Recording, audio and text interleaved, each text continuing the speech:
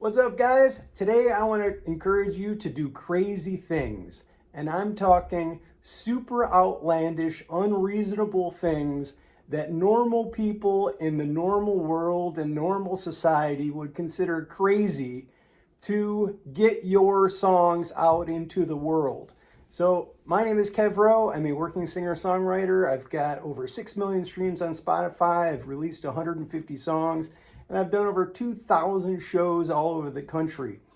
So, this is about you as an artist, as a singer songwriter, as a band leader, as a producer, as a rap guy, as a heavy metal dude, as a country female artist, whatever genre you're in, as far as your music goes, I really want to encourage you to do crazy things. So I have a story for you about the year I drove 20 the year I drove up and down the East Coast 26 times, putting over 35,000 miles on my van and doing well over 100 gigs in one year all by myself, mostly with my own PA system in the back and sleeping in the back of my van a good majority of those nights. Not all the nights.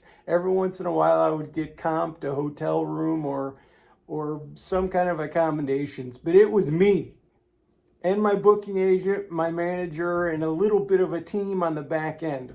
So let's go back in time. This is the year of 2008. I am originally from Western New York and Jamestown, New York, which is below Buffalo, about 2 hours below Buffalo, and that's where I live now. But at the time, I had just moved to Charleston, South Carolina with my ex-wife, Chris. And we were down there chasing both of our dreams. I was continuing to be a full-time working singer-songwriter, musician, and traveling and recording in studios and doing my hustle. And Chris was becoming a wedding coordinator. So Charleston, South Carolina was an amazing place for event planning and wedding events. So anyway, we both moved down there, husband and wife, and into an apartment. Eventually we bought a house and but in year one, 2008, I'm pretty sure I got the date right on that. I was all over the place and I have anxiety thinking about it. No, excitement and appreciation thinking about it. It was an amazing time in my life and in Chris's life, and we were like both chasing our dreams together. And I was traveling a ton because I basically what had happened was we made the move and I had all these connections in the music industry, the touring music world up here in the Northeast. And I'm talking like Western New York, Ohio, Pennsylvania, and that those three states pretty much. But because of my time in Big Leg Emma, my touring band, I had connections all over the East Coast. And I had this amazing manager who had come to me as a fan and became my manager. Her name was Vicky Horowitz. Hi, Vicky, if you're out there. Vicky was amazing for me, and she networked me into some really great scenes as far as being a folk musician goes. Like that year, I opened for the band America, and they invited me on stage to play A Horse with No Name with them, which was amazing, at the Beacon Theater in Alexandria, Virginia.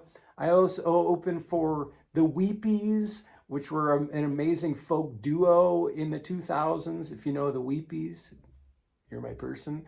I also played in New York City at the Bitter End and at the Living Room, which was another great both were great singer-songwriter venues. So I was really doing it. And meanwhile, I was just starting to record in Asheville, North Carolina at this place called Echo Mountain Recording Studios, an amazing studio that had just recorded Down of the Buffalo. They were recording the Avett Brothers. In fact, while I was recording in Asheville, North Carolina at the studio, the Avett Brothers were there like the day before I was there. So I was in Studio B, which was a smaller, like acoustic studio, but still with great mics. And Julian was helping me um, as an engineer, and Danny Kadar was producing my album. Anyway, I'm all over the place on this video. I'm sorry. 2008 was an incredible, very busy year in my life, and I did crazy things. I drove up and down the East Coast 26 times doing gigs or going to studios or just 110% fully immersed in my life as a career musician and singer songwriter. Some might say to the detriment of my marriage. I can, it's not a funny subject, but at least I could try to laugh about it now. Um, yeah, it was a crazy time in my life. And I don't regret 1 second of it. Like, you have to immerse yourself in your art and just dive in. There's really no other way. Now, picking the time to dive in and do these crazy things, that's a strategy for sure. Like in 2008, let's see here, it's 2025. That was 17 years ago. I'm 49. I was 32 years old. That's like ripe age for doing what you love. I had spent my 20s doing part-time. So I was as a 20-year-old up until about 27, I would say, I was working in kitchens. I was a cook. And I would cook in the morning and then hop in the van and go out and do gigs at night. So I didn't really become a full-time musician until my late 20s, I would say. 27, 28 was when I finally made the plunge. And then 32, when I was living in South Carolina with Chris, I would then live in South Carolina for another almost 5 years, and then I moved back to Western New York when I got divorced. So yeah, it's been a wild journey. But again, I don't regret any step of the way. And I was always up for doing crazy things. And let me tell you why. It was the best thing for my music and the best thing for me as an artist to really go out there and do it. And that's why I'm making this video, to encourage you to do crazy things with your life, because it will pay off in your art, in your music, and people are going to hear it in your songs. They're going to hear the life that you're living. And if you are living a life where you're just holding back all the time, unfortunately, your music is going to be boring or your art is going to be boring, and it's not going to be a reflection of the true emotional ride that you're going through. Your songs will show who you are. It's going to be right there for everybody to see. So fasten your seatbelt, because everybody's going to know what's going on in your life. Whether or not you feel like you're showing it or not in your music, it'll be there. On a strategic level, and from a business perspective, doing crazy things like driving up and down the East Coast 26 times in 1 year, if you take chances with your personal life and your business life, people are going to start taking notice of that. They're going to be like, wow, this dude is 100% all in, and he will do whatever it takes to get his music out there into the world. And that's what people want to see. So somebody who's 100% dedicated, 100% committed to doing what they love. If you show that and project that to the world over and over again, people will start to take notice, because you'll become the guy who does that. And that guy, I don't want to say gets the rewards, because the rewards are so intangible. It's like you're having fun with your life. What better reward could you possibly have? Like, do you want money? Do you want status? Do you want career recognition? Do you want songwriting awards or Grammys or all these other things? Sure, those would be nice, but never at the expense of having fun with your life. So take chances. What else do I want to say about this? Oh, I should have mentioned that this at the very beginning of the video. I just released a song on Spotify called Where the Wild Things Grow. And this kind of has made me thinking about my traveling days. And then I was like, yeah, Where the Wild Things Grow. That was a traveling song. Remember that time when I drove up and down the East Coast 26 times? That's why I thought of this video, because I just really released that song. Let me tell you something else. The venues that I played in the year where I did all that driving were all over the place. Coffee shops, colleges, festivals, hospitals, city events, bars, restaurants.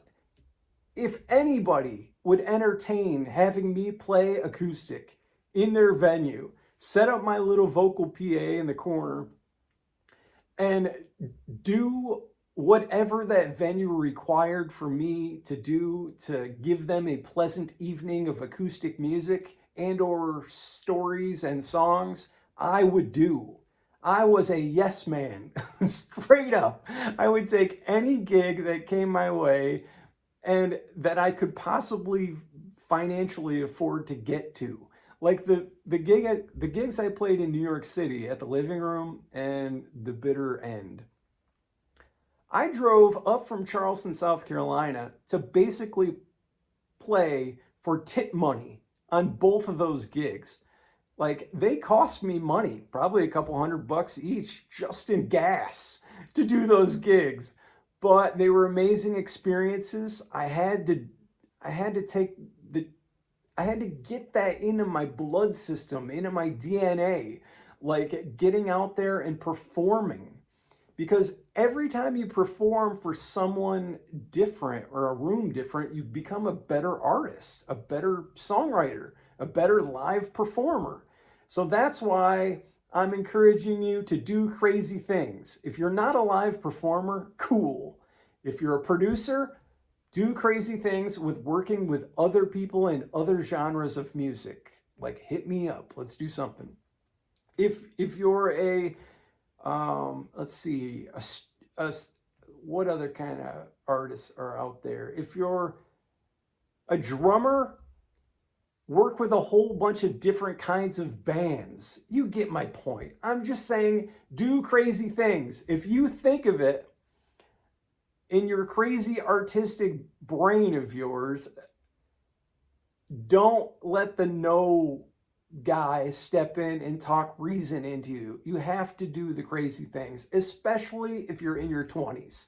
Like, I get it. If you're in your 40s and 50s and 60s, maybe you can't afford to take the time to do the crazy things, but I still think you should. Like, if you have a crazy idea and it's just nagging at you and persisting at you, you have to do it eventually. Like, it will make you a more fulfilled person, even if you fail. In fact, you're gonna fail a lot. That's a whole other video. Do the crazy things. I'll talk to you later. Bye.